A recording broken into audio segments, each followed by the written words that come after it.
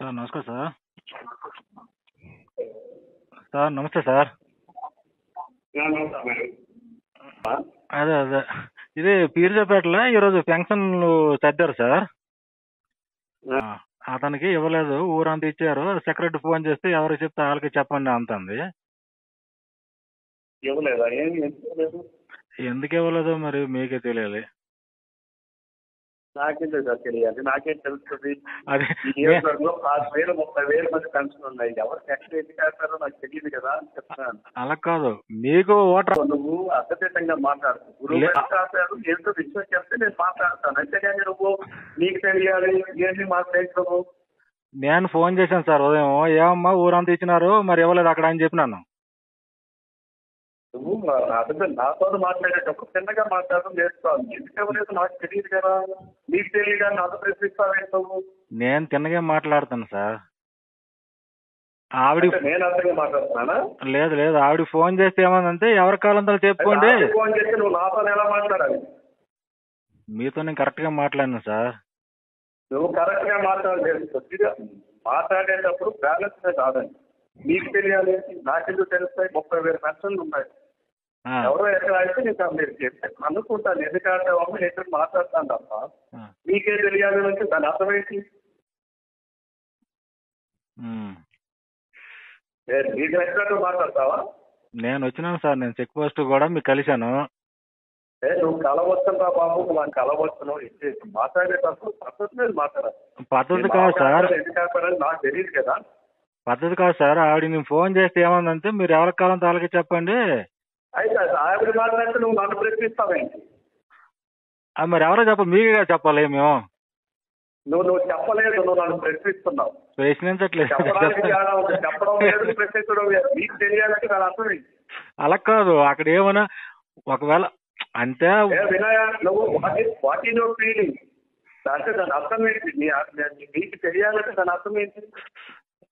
అంటే వేరే పార్టీ అనుకుని గట్రా వాళ్ళు ఏంటి ఇబ్బంది పెడతాను రేట్ అని చెప్పి నేను మీకు చెప్తున్నా సార్. నేను అయితే నువ్వు అది వెళ్ళి అక్కడికి వెళ్ళి కనుక్కొని అప్పుడు నువ్వు మాట్లాడాలి నాతో.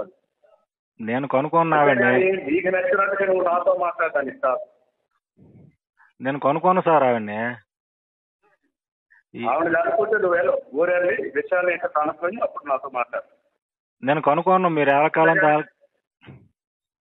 నేను ఆవిడ ఎందుకు చెప్పలేదు, విషయం ఏంటి కనుక్కొని నాకు చెప్పండి సార్. నేను కనుక్కున్నా ఆవిడ్ని.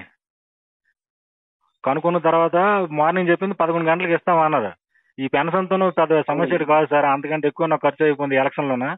బట్ ఏంటంటే మనం అనుకుని ఉన్న తర్వాత ఆ ఒక ఇది కూడా లేకపోతే మరి కాదని చెప్పి మిమ్మల్ని కాంటాక్ట్ అయినాను నేను. నువ్వు కాంటాక్ట్ అవ్వడం వేరు, విషయం చెప్పడం వేరు. మీ అమ్మ మీ నాన్న ఉన్నాడు అనే దానికి నీ అమ్మ మూడు ఉన్నాడు అనే దానికి తేడా లేదా? నువ్వు పద్ధతి మీద మాట్లాడడం ముందు నేర్చుకో. నువ్వు నా దగ్గరికి మాట్లాడేటప్పుడు వీళ్ళకి ఆపారండి, నేను అడిగితే అన్నారండి అని ఎందుకు ఆపారని నేను నిన్ను అడిగాను. నీకే తెలియాలని నువ్వు మాట్లాడుతున్నావు అంటే దాని అర్థం ఏంటి? అక్కడ ఉన్న అంటే మా బామ్మర్దిని కూడా నేను తీసుకుని వచ్చాను సార్. చెక్ పోస్ట్ లో మేము కలిసాము. కానీ అక్కడ నువ్వు ఇవన్నీ నువ్వు దొంగ తిరిగి నాకు చెప్పక నువ్వు నేను అడిగింది. నాకు దొంగ తిరిగి ఏంటి సార్? నాకు ప్రభుత్వం నుంచి ₹1 నాకు అవసరం లేదు సార్. నాకు దొంగ తిరిగి ఏంటి ఉంది? నేను 18,000 రూపాయలు పెట్టుకుని మీ ఎలక్షన్కి వచ్చి నేను ఇచ్చేసి ఓట్లు వేసి ఇచ్చేయను సార్. దొంగ తిరిగి దీనిలో ఏమని చెప్పు, ఆడిచ్చిన ₹3,000 పక్క ఇటు అయిపోయింది లేదు. కానీ ఆవిడ నీ ఫోన్ చేస్తే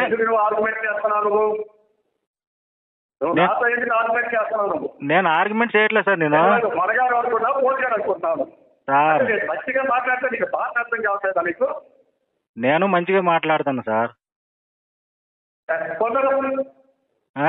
మీకు మర్యాద ఇచ్చి మాట్లాడితే మీకు మర్యాద తీసుకోవడం తెలియదు. అవసరం తీరుకుంటే ఒకలాగా ఉండకూడదు, అవసరం తీరు ముందు ఒకలాగా ఉండకూడదు సార్. సార్ అవసరం ఏంటి? అవసరం అనేటటువంటిది కాదు ఇక్కడ. Question of respect and give respect and take respect. నేను రెస్పెక్ట్ ఇచ్చిన చేస్తే మన అనుకుని నేను కాల్ చేశాను. నువ్వు మాట్లాడుతున్నావు, ఏం మాట్లాడుతున్నాను? ఏం మాట్లాడాను? ఏం మాట్లాడాను? ఏం మాట్లాడు మీరే చెప్పండి సార్. నేను చెప్పలేదు.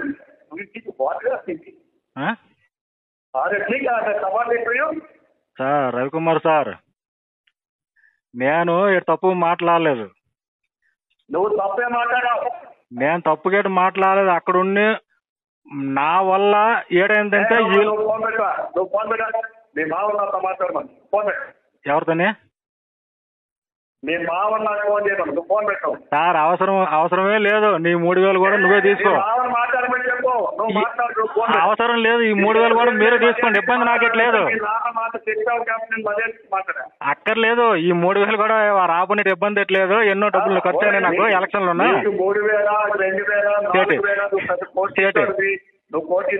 కోటీశ్వరు కాకపోయినా పూటకైతే లోట్లేదు సార్. కోటీశ్వరుడు మా తర్వాత పక్కన. నువ్వు కోటీశ్వరు 100 కోట్లు ఉన్నాయి నాకు అనవసరం. కోటీశ్వరుడు కాదు సార్. ప్రోగ్రామ్ ఏం జరిగింది అనేది నాకు మీరు చెబితే నేను విషయం కనుక్కుంటాను. నేను అదే చెప్తాను సార్. నేను అదే చెప్తాను. మీరు వేరే విధంగా ఆలోచిస్తాను. నేను అదే చెప్తాను. మీరే వేరే విధంగా ఆలోచిస్తాను. నేను వేరే విధంగా ఆలోచించడా? నీకు ఇంటెన్షన్ ఏంటో నాకు అర్థమైంది. కోన రవికుమార్ అంటే మేము పేక్ కోసుకుందాం సార్. మా నాన్న నుంచి కానీ మా తాత నుంచి కానీ. మర్యాదగా మాట్లాడు. నేను మర్యాద నువ్వు మర్యాద లేకుండా మాట్లాడితే నువ్వు పేక్ కోసుకుంటే ఇప్పుడు ఏం తప్పుడు మాట్లాడినాను సార్? తప్పుడే మాట్లాడావు. ఎవరి అడుగు. కోన రవికుమార్ ఫోన్ ఎత్తాడు. మా మామగారు అడిగాను. ఎందుకు ఆలోచిస్తారని అడిగారు. మీకే తెలియాలని అన్నాను అని చెప్పేసి నువ్వు వాను. నీకు ఏమంటాడు అక్కడ కానీ ఆలు అనుకోవడానికి నువ్వు ఎవరు అనుకోరండి. తొక్కడానికి నీ మామూలు నాతో మాట్లాడతాం. తొక్కకి కనకండి సార్. తొక్కకి కనకండి. నీ వల్ల నేను రూపాయి ఆశించింది లేదు. తొక్క కాదు అయ్యా కోన రవికుమార్ గారు. తొక్క కాదు. నీ వల్ల నేను నువ్వు ఈడట్.